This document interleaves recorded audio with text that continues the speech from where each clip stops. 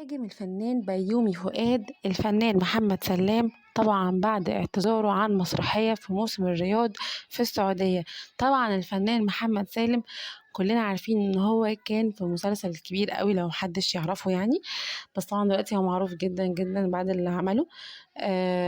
الفنان محمد سلام طلع وقال ان هو بيعتذر عن المشاركة في مسرحية في السعودية في موسم الرياض، وقال ان هو مش هينفع يضحك الناس، وفي ناس طبعا الاحداث اللي بتحصل اللي انتوا عارفينها.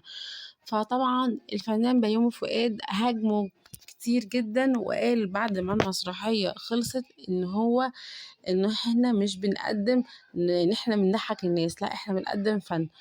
طبعا ناس كتير وطبعا زعل وقال انا فخور جدا ان هو في السعودية ومش عارفه ايه والكلام ده. طبعا ناس كتير جدا جدا طلعت وهاجمت بيومي فؤاد، وقال انت تقدر تبقى في فرق في وقت، يعني في فرق انك تبقى كده وفي فرق انك تبقى راجل وبتاع. وهاجمته كتير جدا عشان هو طبعا راح السعودية وعمل مسرحية في ظل الأحداث دي، وإن محمد سلام ما عملش كده، وإن هو بيجري ورا فلوس وبتاع ومش عارفة ايه والكلام ده.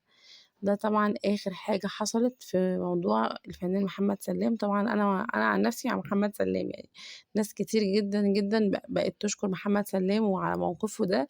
ومش بس كده، كمان أحمد مكي دعمه جدا، وكان أحمد مكي كان بيقولوا له إن هو يحذف مشاهده من مسلسل الكبير قوي، لكن هو طبعا أحمد مكي رفض.